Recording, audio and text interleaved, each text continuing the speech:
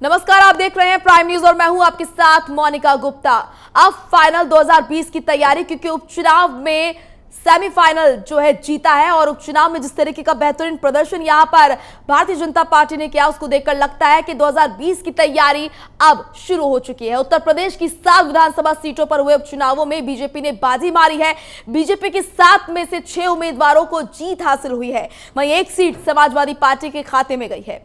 UP उपचुनाव को 2022 का सेमीफाइनल माना जा रहा है। तो क्या अब यह कहा जा सकता है कि बीजेपी ने अच्छा प्रदर्शन करते हुए सेमीफाइनल जीत लिया है? क्योंकि समाजवादी पार्टी के राष्ट्रीय अध्यक्ष अखिलेश यादव ने 3 दिन पहले कहा था कि उपचुनाव के नतीजे 2022 के चुनाव की दिशा तय करेंगे। उपचुनाव के नतीजों में जो विपक्ष की नुमाइश रही है, अगर यही चुनाव की दिशा है तो 2022 में भी विपक्ष की सीट विपक्ष में ही सुरक्षित नजर आ रही है।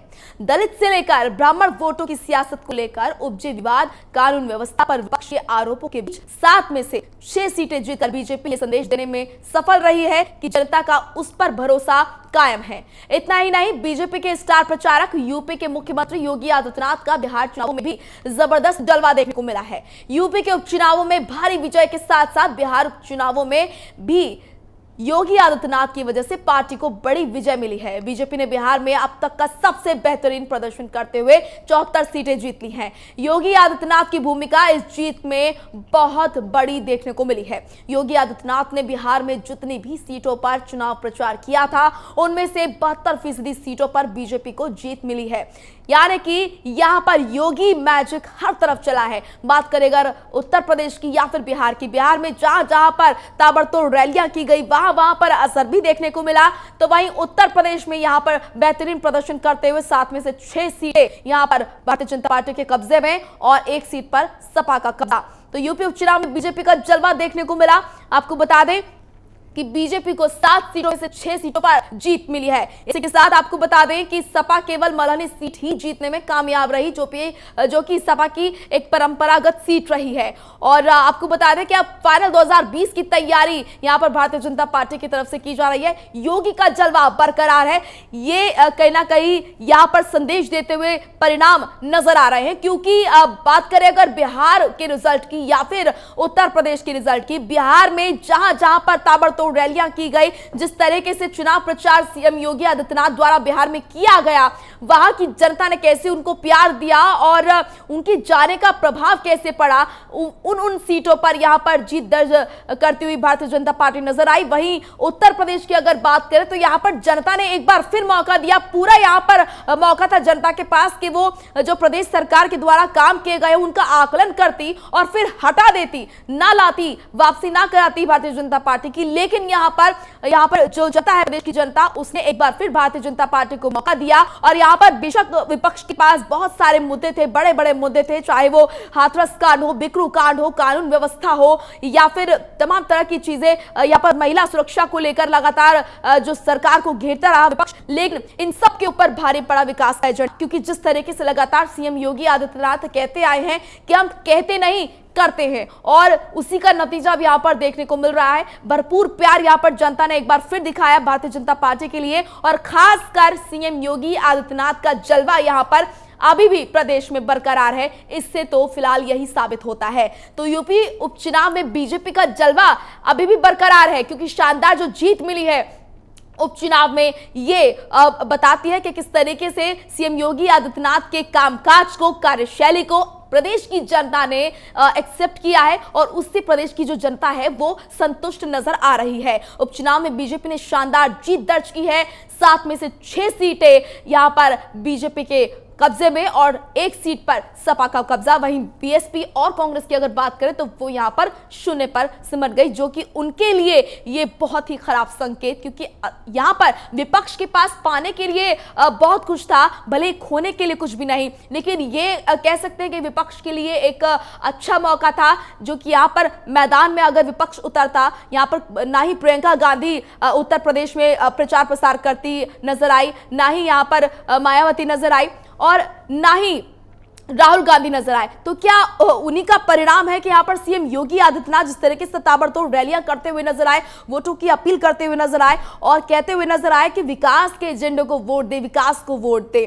तो इसी पर आज हम करेंगे चर्चा। यूपी में किस तरीके से जो बेहतरीन प्रदर्शन यहाँ पर किया है भारतीय जनता पार्टी ने, और 7 में से 6 सीटें अपने कब्जे में एक बार फिर से की है और 1 सीट पर सपा का कब्जा। इसी पर आज हम करेंगे मंथन और चर्चा। इस पर चर्चा करने के लिए हमारे साथ कुछ मेहमान भी जुड़ चुके हैं। सबसे पहले उनका ताल्लुक आपसे करा देते हैं।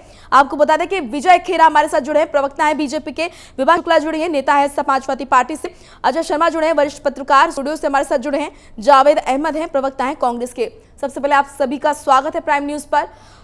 विजय खेरा जी, आपके पास जाऊंगी। सबसे पहले आपको बधाई देना चाहूंगी कि जिस तरीके से एक बेहतरीन प्रदर्शन यहां पर देखने को मिला है भारतीय जनता पार्टी की तरफ से, 7 में से 6 सीटें आपने जीती है। हेलो जी विजय खेरा जी, किस तरीके से अपने खुशी का इजहार करेंगे, क्योंकि यहाँ पर जनता ने मौका दिया, फिर से यहाँ पर संतुष्ट है सीएम योगी और प्रदेश सरकार के कामकाज से, कार्यशैली से? देखिए, वो तो स्पष्ट दिखाई दे ही रहा है जी। मोदी जी का राष्ट्रीय नेतृत्व, राष्ट्र के स्तर पर विकास और योगी जी का हर गरीब किसी भी तबके का हो, हर इंसान किसी भी धर्म का हो, सबकी भलाई को एक साथ काम करना, सबके लिए, सबके उत्थान के लिए और प्रदेश के विकास के लिए, ईमानदारी की मिसाल दोनों लोग, पूरा देश जानता है कि आज 70 साल की जीत में ऐसे ईमानदार प्रधानमंत्री और उत्तर प्रदेश का ऐसे ईमानदार मुख्यमंत्री बहुत कम होते हैं, कभी कभार होते हैं। तो भ्रष्ट शासन के जाने के बाद जनता ये महसूस कर रही है कि ईमानदार नेताओं का शासन आया है। भारतीय जनता पार्टी की नीतियों को लोगों ने स्वीकारा है जी। इसके साथ साथ ही क्षेत्र का विकास, गरीबों को, किसानों को, महिलाओं को, दलितों को दी जाने वाली सुविधाएं जो कभी 70 साल में उनको प्राप्त नहीं हुई, उनको दी गई इस बार। तो वो खाली आप देखिए उत्तर प्रदेश के अलावा ही पूरे हिंदुस्तान में यही हाल हुआ है। तेलंगाना जीते, कर्नाटक जीते, मणिपुर जीते, बिहार जीते, गुजरात जीते, मध्य प्रदेश, सभी जगह ये हाल है। ये अपने आप में नेतृत्व की क्षमता, राष्ट्र निर्माण जो हो रहा है उसको जनता ने देखा है जी। विकास, सबका विकास, हर तबके का विकास, ठीक है, बिल्कुल। तो यहाँ पर आपका कहना है कि विकास को जनता ने चुना है।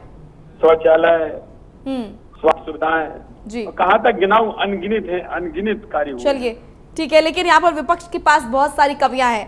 विभा शुक्ला, आपके पास बहुत सारे मुद्दे थे, विपक्ष के पास बहुत सारे मुद्दे, और यहाँ पर अखिलेश यादव भी कहते हुए नजर आए थे जब उन्होंने प्रेस कॉन्फ्रेंस की थी कि उपचुनाव का जो रिजल्ट आएगा ये 2022 की दिशा को तय करेंगे। लगातार यहाँ पर सड़क पर विपक्ष नजर आया, लेकिन बावजूद इसकी जनता ने क्यों नकार दिया?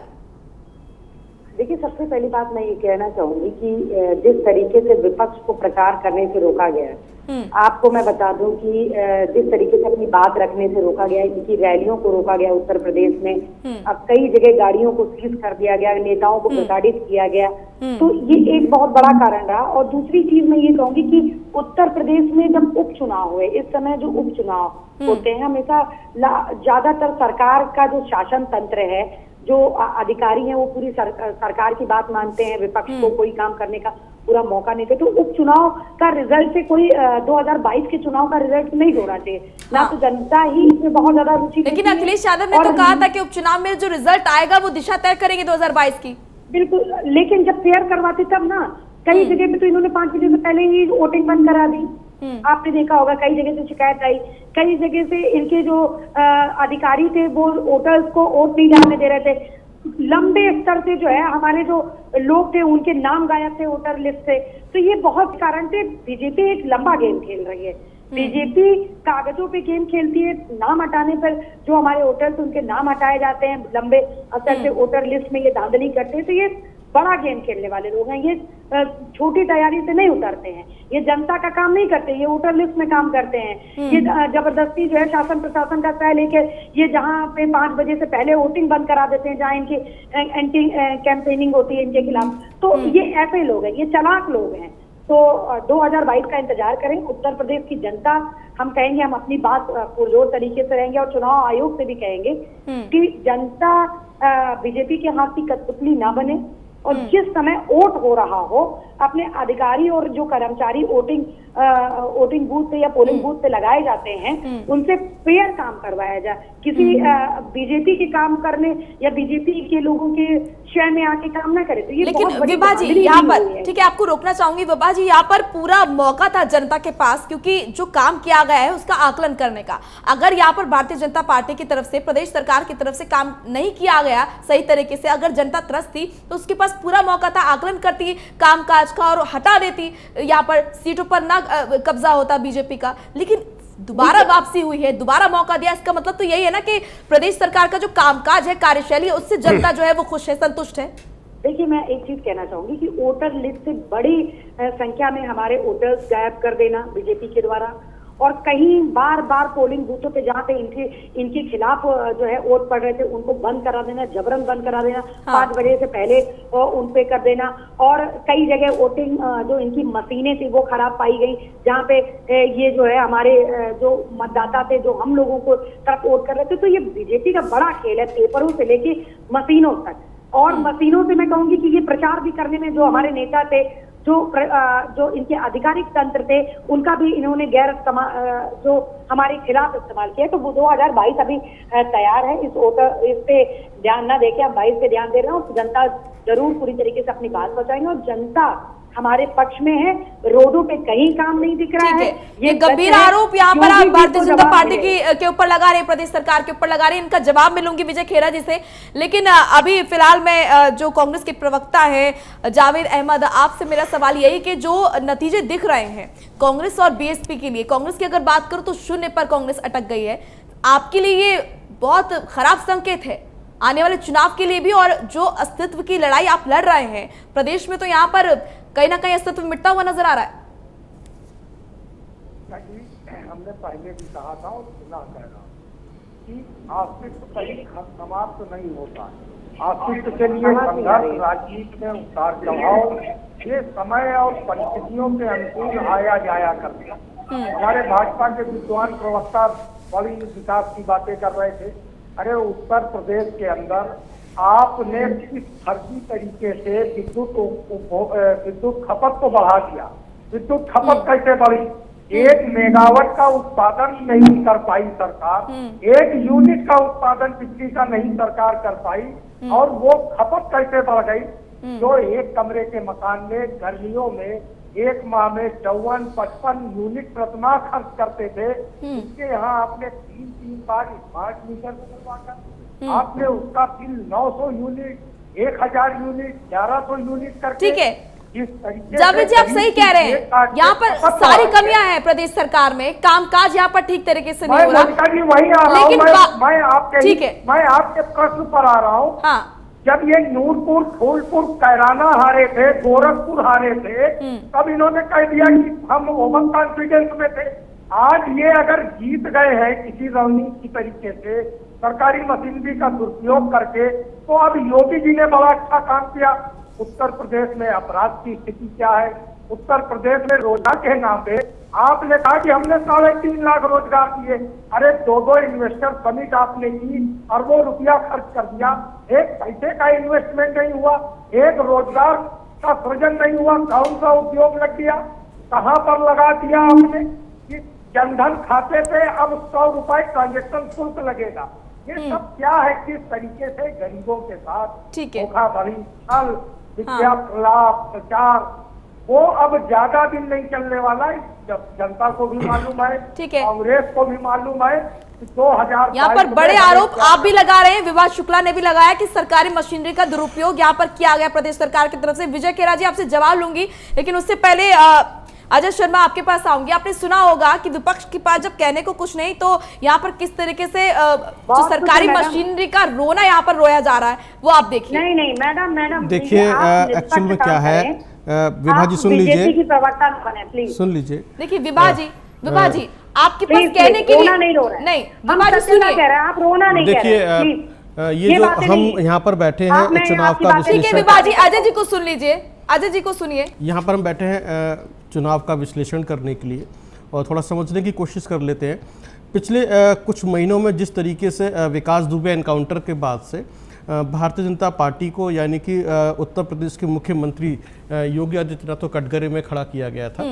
तो ये जो कटघरे में खड़ा किया गया, फिर हाथरस कांड को लेकर भी कटघरे में खड़ा किया गया। दो चीज़ें उसमें निकल कर सामने आई थी। एक तो हाथरस में दलित बनाम ठाकुर, दूसरा जो है विकास दुबे में ब्राह्मण वोट को लेकर।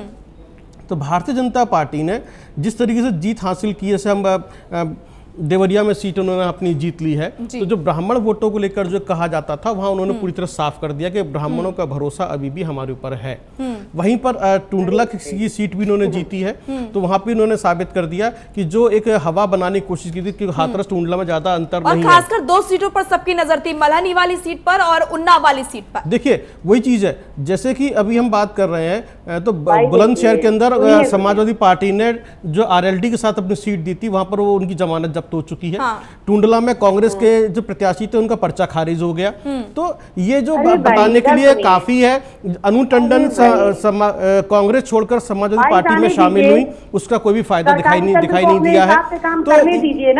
तो ये जो स्थितियां हैं, नहीं आपको बीच में बोलने से फायदा नहीं है। मैं कोई पार्टी के प्रवक्ता नहीं, सुन लीजिए, आलोचना बर्दाश्त नहीं कर पा रहे हैं। तो ये जो तरीका है, ये देखिए विभाजित कमी तो है, तभी तो आपको नकारा है जनता ने। बिल्कुल नकार दिया है।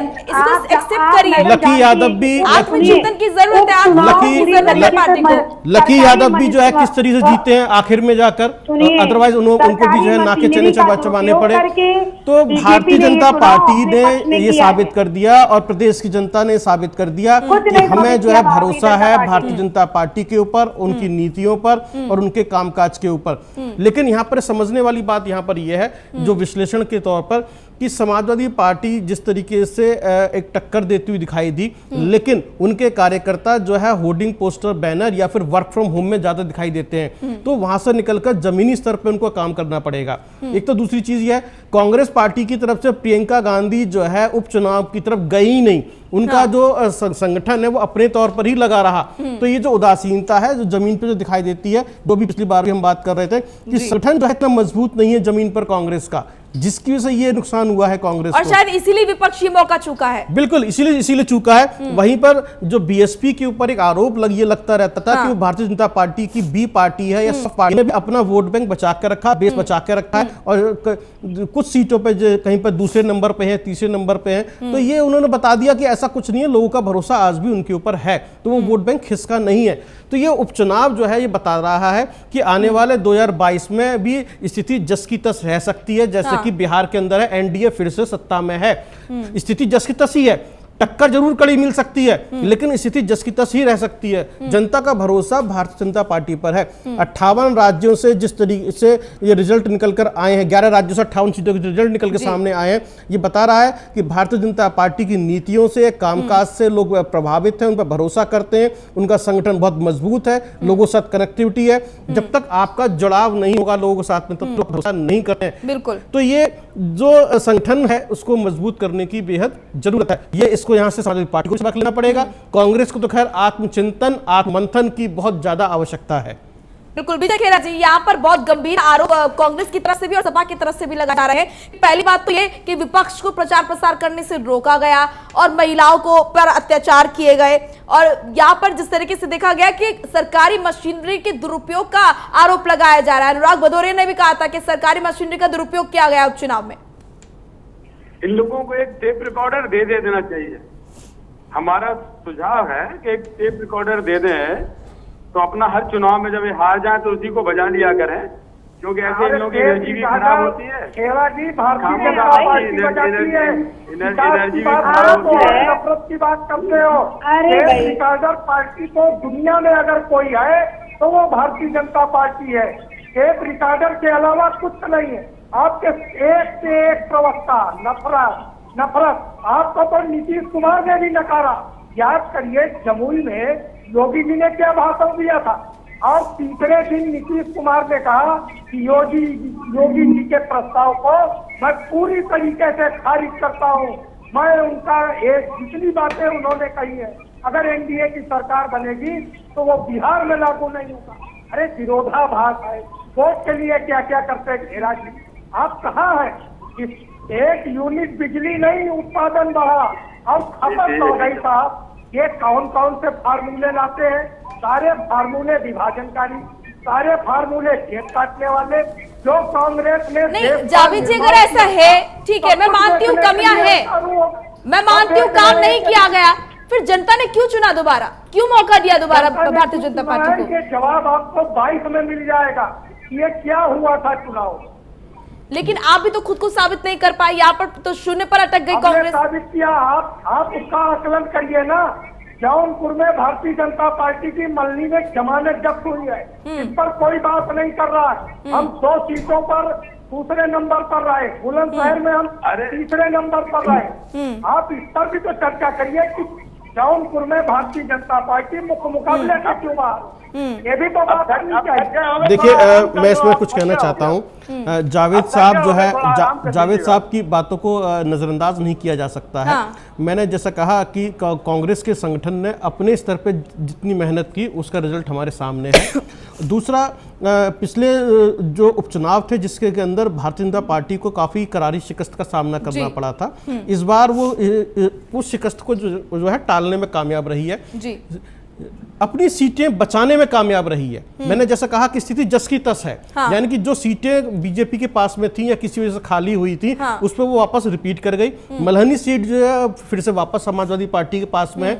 और जो उन्होंने एक छोटे मोटे एक्सपेरिमेंट किए थे, जैसे आरएलडी के गठबंधन को सीट दी, वहां पर वो उसकी जमानत जब्त हो गई, या एक जो सीट है वहां पर जिस तरीके से वो या तो तीसरे नंबर पे रही या दूसरे नंबर पे रही, तो उन्होंने जो एक्सपेरिमेंट किया वो ठीक है। अनु टंडन से कोई खास फायदा उनको हुआ नहीं, कांग्रेस से जो समाजवादी पार्टी में शामिल हो गई। तो ये जो चुनाव है ये बता रहा है कि स्थिति जस की तस रहेगी, लेकिन कड़ी टक्कर जरूर मिलेगी। बिहार चुनाव जो है इसका एक एग्जाम्पल बन चुका है हमारे सामने, और अभी जो उत्तर प्रदेश के उपचुनाव का रिजल्ट आया वो यही बता रहा है कि स्थिति जस की तस है। जो विपक्ष के पास में सीटें हैं वो वहीं रहेंगी, जो भारतीय जनता पार्टी के पास में वही रहेंगी, टक्कर जरूर कड़ी मिलेगी। तो ये जो है अपने आप एक जो है अब बताने के लिए काफ़ी है। तो अब विपक्ष कांग्रेस और समाजवादी पार्टी, जो कि एक दूसरे की सहयोगी पार्टी समझी जाती है, मानी जाती है, किस तरीके से अपनी रणनीति बनाएंगे आगामी चुनाव के लिए। और बीएसपी ने साबित कर दिया कि उसका बेस वोट जो है कहीं खिसका नहीं है, वहीं की वहीं सीमित सुरक्षित है। जबकि इस चुनाव के दौरान मायावती अपने घर से बाहर ही नहीं निकली है, उन्होंने कोई इंटरेस्ट नहीं लिया जाता, वो ठीक ठाक वैसे ही रहा। तो ये जो उपचुनाव था एक तरीके से सिर्फ और सिर्फ भारतीय जनता पार्टी का टेस्ट था, क्या वो इस उपचुनाव के अंदर अपनी सीटें बचा सकती है या नहीं बचा सकती है। तो भारतीय जनता पार्टी ने अपनी सीटें बचा ली, रिपीट कर ली। समाजवादी पार्टी ने मल्हनी सीट अपने पास में रखी। बाकी जो छोटे मोटे एक्सपेरिमेंट हो रहे, कांग्रेस ये सोचकर खुश है कि उन्होंने जो है बिना अपने आला हाईकमान के, जैसे मैंने प्रियंका गांधी का मैंने जिक्र किया, उनके इंटरफेयर के या उनके उस तरफ न जाए बगैर ही उन्होंने जो है अपने आप को जो है जिस तरह से रेस में रखा। जिस तरह से जावेद साहब कह रहे हैं कि यदि उनकी तरफ से आला हाईकमान से दिशा निर्देश थे सिर्फ, लेकिन कोई भी ऐसा बड़ा चेहरा वहां पर मौजूद नहीं था जिसने चुनाव प्रचार में हिस्सा लिया हो या सहयोग किया हो। अगर इसके बावजूद कांग्रेस पार्टी इतना अच्छा प्रदर्शन कर पा रही है जैसा कि हमें दिखाई दे रहा है और जावेद साहब कह रहे हैं, तो ये अच्छे संकेत माने जा सकते हैं इनके लिए। लेकिन कितने अच्छे संकेत हैं, क्या रणनीति रहेगी, वो आने वाले कुछ समय में पता चलेगा। विभा शुक्ला, आप कुछ कह रही थी? देखिए, मैं एक चीज कहना चाहूंगी कि जहां तक जो जीत की बात कर रही है बीजेपी, आपने कई जगह देखा होगा कि जो उपचुनाव होते हैं हमेशा सरकार के पक्ष में जाते हैं, और पूरी तरीके से सरकार अपनी रणनीति के साथ अपने अधिकारियों को और जिस तरीके से नचाना होता है उस तरीके से नचाती है। और जिसमें बीजेपी हासिल कर रखा है उन्होंने। मैंने कई जगह, आप जो उन्नाव की बात कर रही हैं, बांगड़मऊ में कई महिलाओं की, कई समाजवादी पार्टी की नेताओं की गाड़ी सीज कर दी गई, उनको प्रचार नहीं करने दिया गया, ऑन रिकॉर्ड है, मैं कोई बनावटी बात नहीं कर रही हूँ। आप वहाँ पे अगर रिकॉर्ड चेक कराएंगे तो उन्नाव में कई नेताओं की ऐसी गाड़ी सीज करवा दी गई है कि ये घर घर तक ना पहुंच पाए। तो सरकारी तंत्र का पूरी तरीके से दुरुपयोग करके, और जहां तक कोविड-19 में भी पब्लिक जो है उस तरीके से नहीं निकली जिस तरीके से दुष्प्रचार था। भाई बीजेपी जो है अपना काम पूरी तरीके से सफलता से कर गई। भाई उसको जो है चुनाव में जीतना है, और कैसे जीतना है, वो जनता का वोट मिले ना मिले वो जो उनके बैलेट पेपर्स हैं, जो उनकी वोटर लिस्ट है, उसमें अपने विपक्षियों के वोटर्स के नाम भी गायब करवा के जीत सकती है। तो ये लंबा गेम करते हैं। मैं आपको कहूंगी कि आप कई भी ऐसे क्षेत्र के वोटर लिस्ट उठा लीजिए जिसमें समाजवादी पार्टी के समर्थकों के नाम गायब हैं। तो बीजेपी जो है अगर फेयर चुनाव में आए और काम के बल पे आए, काम इनके पास है नहीं और फेयर चुनाव करवाएंगे। विभा जी जैसे कि आपने कहा कि सरकारी तंत्र का दुरुपयोग किया जा रहा है, सरकारी मशीनरी का दुरुपयोग किया जा रहा है, अगर ऐसा है तो फिर यहाँ पर मल्हनी की सीट भी भारतीय जनता पार्टी के कब्जे में होती, वो भी क्यों छोड़ दी गई? देखिए, कुछ दिखाने के लिए कुछ ना कुछ तो थोड़ा बहुत तो होना ही पड़ेगा ना मैडम। आप ये देखिए कि इतना जो है विरोधाभास होने के बावजूद पब्लिक में हम जमीन पे काम करते हैं और इतने लोग परेशान हैं, जनता के पास कोई काम नहीं गया, तो आखिर बीजेपी ही क्यों जीत रही है? और या जहां पे इनकी जो इनके खिलाफ जो बोलते हैं उनको दबाने का काम किया जाता है पूरी तरीके से। तो आप खुद चल के देखेंगे सरकारी तंत्र का दुरुपयोग इसका मेन कारण रहा और पूरा प्रशासन बीजेपी के नेताओं को जिताने में लग गया। जहां हमारे वोटर थे उनके वोटर लिस्ट से नाम काट दिए गए। ये तो फिर विभा जी, यहाँ पर अखिलेश यादव किस आधार पर कह रहे थे कि जो उपचुनाव का रिजल्ट होगा 2022 की दिशा को तय करेगा, किस आधार पर कह रहे थे? देखिए, हम संवैधानिक नियम के आधार पे कर रहे थे, जिस तरीके से संविधान का नियम है, यदि फेयर चुनाव किया जाए, पब्लिक के बीच जाया जाए। आप खुद भी अपने कैमरामैन को उठवाइए और उससे कहिए कि जरा बीजेपी सरकार का मैं इसमें बता देता हूँ, सर्वे लेके आइए। पूरी तरीके से विफल है ये। ठीक है, अजय जी आप कुछ कह रहे थे। देखिए, जो इन्होंने बहुत अच्छी बात कही कि हम इतने सवाल उठाते हैं, इतनी बातें हमने कही, इसके और जब काम नहीं हो रहा है हमने सवाल उठाए, इसके बावजूद भी भारतीय जनता पार्टी जीत गई। इसका मतलब यह है कि आपने जिन मुद्दों पे सवाल उठाए उन सवालों को प्रदेश की जनता ने खारिज कर दिया, उनको एक्सेप्ट नहीं किया उन्होंने।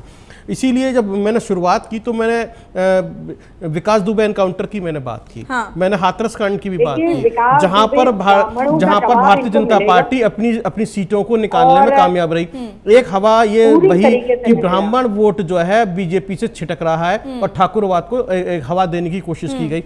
तो ब्राह्मण वोट का अभी भी वहां पर भरोसा है भारतीय जनता पार्टी के ऊपर। ऐसे ही हाथरस के अंदर दलित बनाम ठाकुर करने की कोशिश की गई, तो वहां पर भी टूंडला से जो है भारतीय जनता पार्टी जीत कर आई है। तो आपके जो सवाल थे, आपके जो मुद्दे थे, उनको जो है प्रदेश की जनता ने खारिज कर दिया। तो यानी कि आपको अपने सवालों पर या अपने मुद्दों पर फिर से विचार मंथन करने की आवश्यकता है। आपको ऐसे मुद्दे उठाने पड़ेंगे जो जनता से जुड़ सकें। आपके मुद्दे जनता से जुड़ नहीं पा रहे हैं। आप मुद्दे उठा रहे हैं, अच्छी बात है, विपक्ष में है, अच्छी बात है, लेकिन आपके मुद्दे जनता से जुड़ नहीं पा रहे हैं। जिस दिन आपके मुद्दे, आपके सवाल जनता से जुड़ जाएंगे, जनता आपको एक्सेप्ट कर लेगी। तो आपको यानी कि वो नब्ज आपको पकड़ना भी बाकी है। वो नब्ज जिस दिन आपके हाथ में आ जाएगी प्रदेश की, उस दिन आप जो है वापसी कर जाएंगे। मैंने इसीलिए कहा कि जैसे भी कहा जा रहा है कि सरकारी मशीनरी का दुरुपयोग, लोकसभा उपचुनाव में जिस तरह से भारतीय जनता पार्टी को शिकस्त का सामना करना पड़ा था, उसके बाद उन्होंने इसको बहुत सीरियसली लिया और जिस तरीके से मेहनत की है वो आपके सामने है कि भाई हमारी बात वहां तक पहुंचे, हमारा जुड़ाव रहे। तो स्थिति जस की तस उन्होंने रखी है, अपनी सीटें खोने नहीं दी उन्होंने। यदि हासिल भी नहीं कर पाए तो खोने भी नहीं दिया है। ठीक है, जावेद अहमद, किस तरीके से क्या कुछ स्ट्रैटेजी है आप कांग्रेस की? क्योंकि यहाँ पर तो सपा के पाले में कम से कम एक सीट थी उनकी परंपरागत सीट, वो तो रही, लेकिन आप तो शून्य पर अटक गए। आपकी क्या स्ट्रैटेजी है, कहां पर खड़े हैं आप आगे के लिए?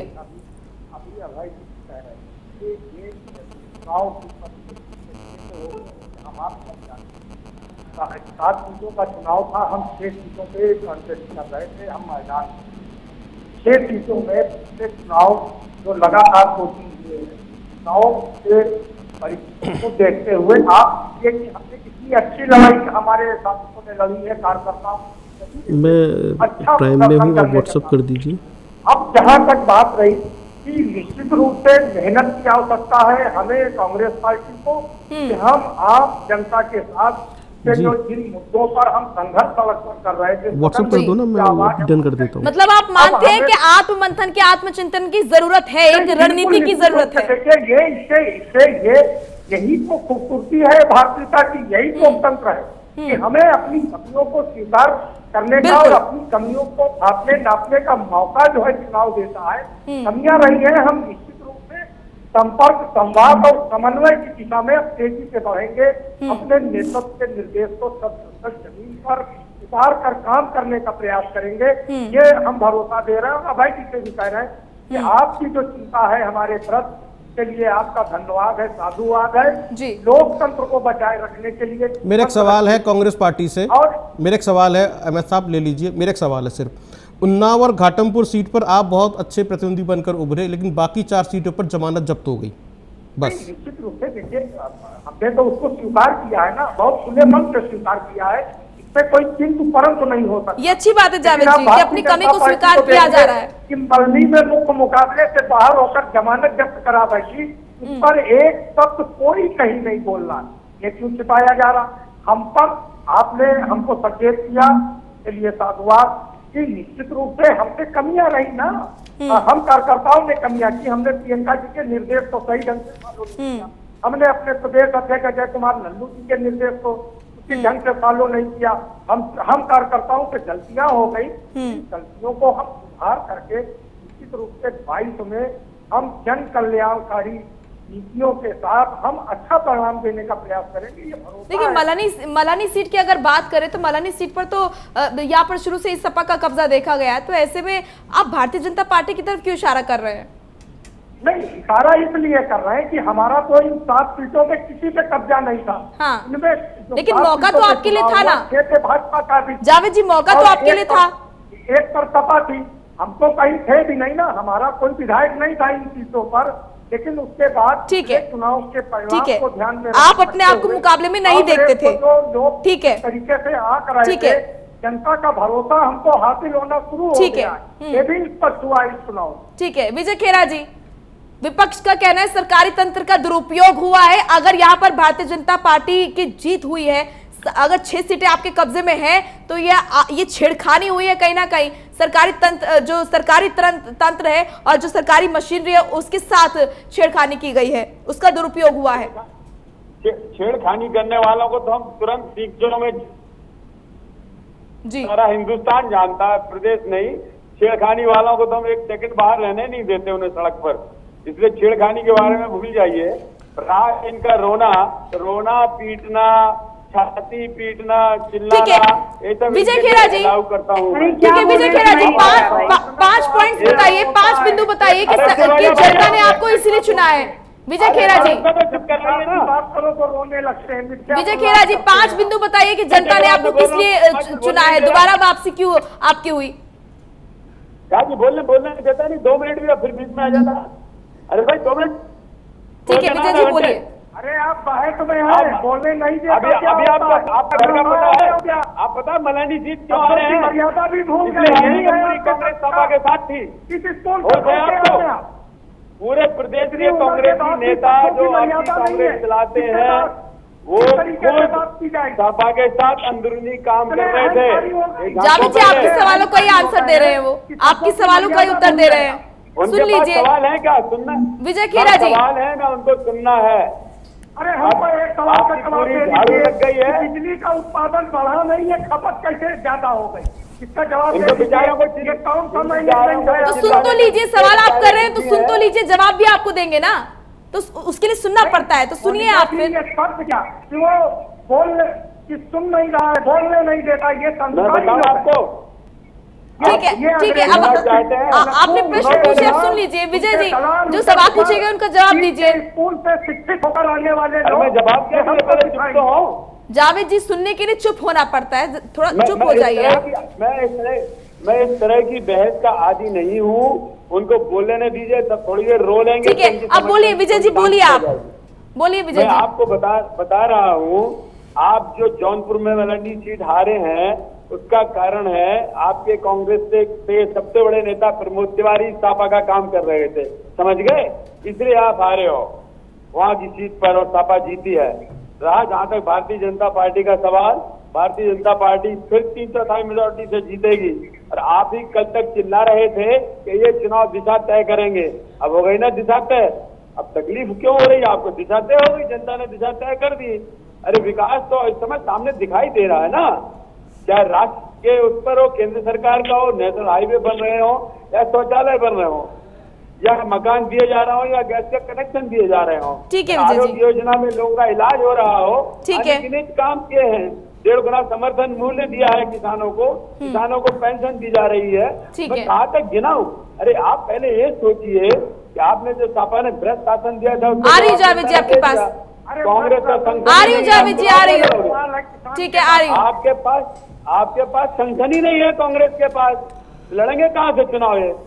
पहले आपके पास 100-200 आदमी तो मिल जाएंगे जिले में। आपका तो फट्टा साफ है। आज तक कितनी पहले संगठन बनाइए, चिल्लाने लगते नहीं होता है, संगठन बनाओ संगठन। अटल जी कितना चुनाव। ठीक है जावेद जी, विजय जी, अजय शर्मा आपके पास आऊंगी।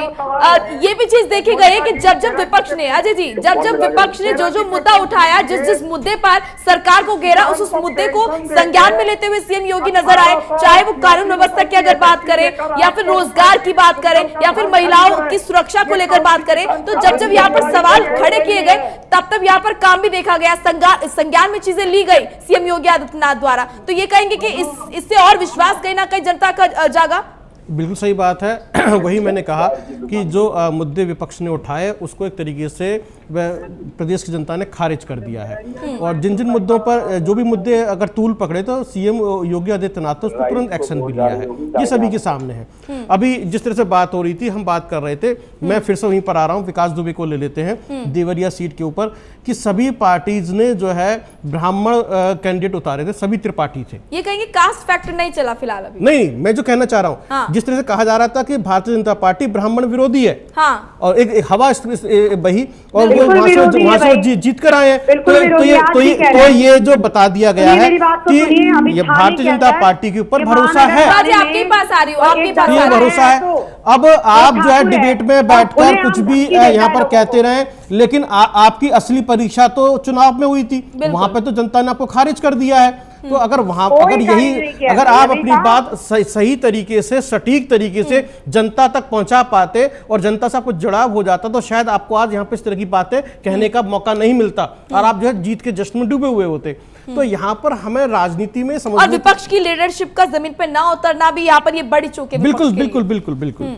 तो ये यहाँ पर इनको समझना पड़ेगा। हाँ। अगर आप जो है अपनी आलोचना सहन नहीं कर सकते हैं तो फिर राजनीति कैसे करेंगे? देखिए, अच्छी बात ये रही जावेद जी की कि उन्होंने अपनी कमी को स्वीकार किया, तो आप भी कीजिए, जो कमियां हैं उसको स्वीकार कीजिए, और ये मानना पड़ेगा। देखिए, काम किया गया है, इसीलिए जनता ने मौका दिया है, और आप ये खुद मानती नहीं मानती, जिन जिन मुद्दों को उठाया गया, उन मुद्दों को संज्ञान में लिया गया या नहीं लिया गया?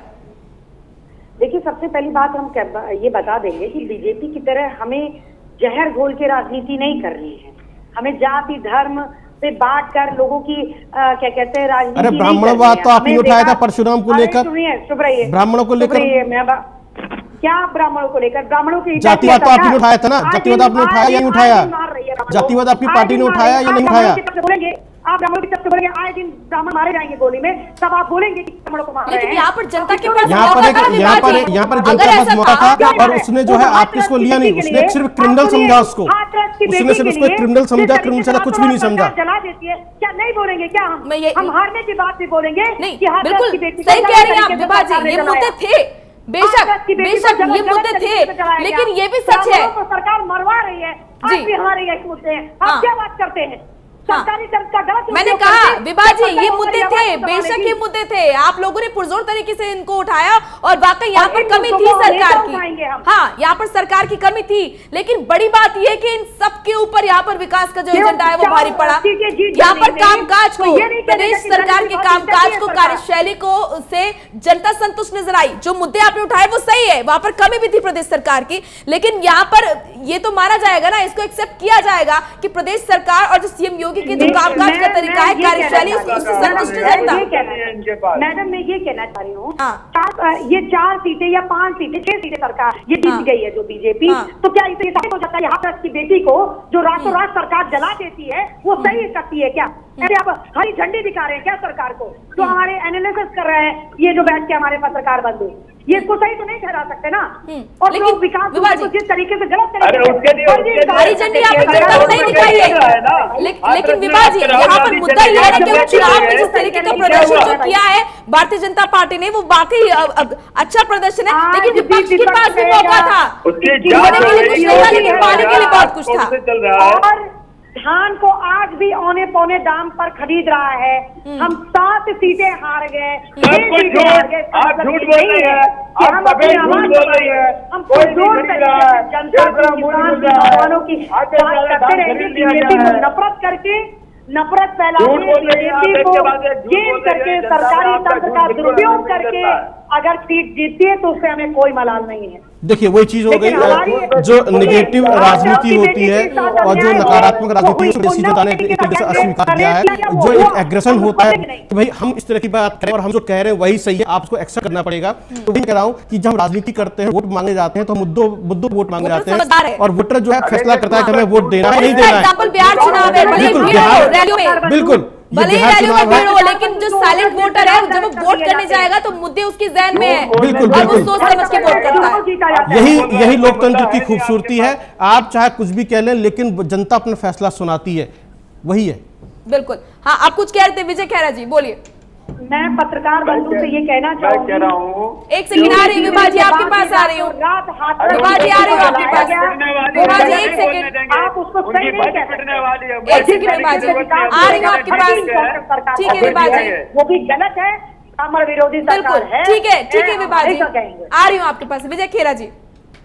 मैडम मैं ये कह रहा था, इन लोगों को भड़ास निकालने दीजिए, बेचारे दुखी हैं, परेशान हैं, इनको चिल्ला लेने दीजिए, ये नहीं बोलने देंगे। अरे भाई, बंद हो गए, अपनी जेबें भरो कोविड-19 से, इन्हें नकार के जेबें भर लो पहले। अब तुम्हारे अधिकारी लूट खसोट मचाए पड़े, उनको संभालो पहले। हो चुका है। अरे जेबें भरो, जेबें चेक करो अकाउंट में कितने पैसे आए हैं, पहले हम लोग राजनीति कर दो। अरे आप अपना अकाउंट चेक कर लीजिए ना, जो भ्रष्ट अरे से भरा अकाउंट है, चेक करो, भाई चोरी चकारी से भरा है। ठीक है विभा जी, लेकिन आप जो नतीजे आए हैं उसको देखा नहीं कर सकती है ना, आप उसको देखा नहीं कर सकती हैं। ये तो आप माने कि हाँ मैडम हम देखा नहीं कर सकती है। जिस तरीके से वोटर लिस्ट में फेरबदल कर रहे हैं ये लोग, जिस तरीके से सरकारी तंत्र का दुरुपयोग कर रहे हैं, ठीक है जावेद जी, कोविड-19 के नाम पर लूट मचा रहे हैं ये लोग, जिस तरीके से विपक्ष की आवाज को दबाने के फर्जी मुकदमे करते हैं ये लोग, ठीक है आप नहीं कर सकते। और जिस तरीके से किसान का धान पौने पौने दाम में ये लोग खरीद रहे हैं, आप नहीं कर सकते। ठीक है विभा जी। जावेद जी आपसे मेरा सवाल, क्या जावेद जी आपको ये लगता है कि जो आला कमान है उसको जमीन पे आना चाहिए था? जिस तरीके से सीएम योगी आदित्यनाथ उतरे और उन्होंने लोगों से अपील की, लोगों से वो जुड़े, यहाँ पर कहीं ना कहीं कार्यकर्ताओं में, कांग्रेस के कार्यकर्ताओं में जोश की कमी थी और जनता से कांटेक्ट कर पाने में वो नाकामयाब रहे, स्ट्रैटेजी में कमी थी, रणनीति में कमी है और वो देख रहे हैं उस पर आत्ममंथन, आत्मचिंतन करने की जरूरत है। और अब आपकी क्या कुछ रणनीति है, क्योंकि अब जो है आप शून्य पर है प्रदेश में? मोनिका जी, बिल्कुल मैंने पहले ही कहा कि हमारे राष्ट्रीय में कोई कमी नहीं और जोर में भी नहीं थे, कहीं हमसे चूक हुई है।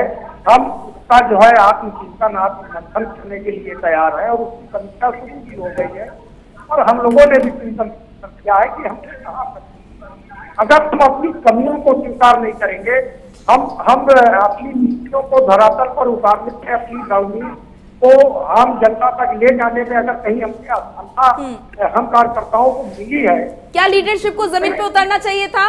क्या राहुल गांधी को आना चाहिए था उत्तर प्रदेश में? प्रियंका गांधी को आना चाहिए था? नहीं थी। उनके आने से क्या देखिए, नेतृत्व कार्यकर्ताओं के बल पर मजबूत होता है, नेतृत्व तो हमेशा, क्योंकि कार्यकर्ता जमीन से जुड़ा होता है और यहाँ पर कमी है, आप ही मानते हैं।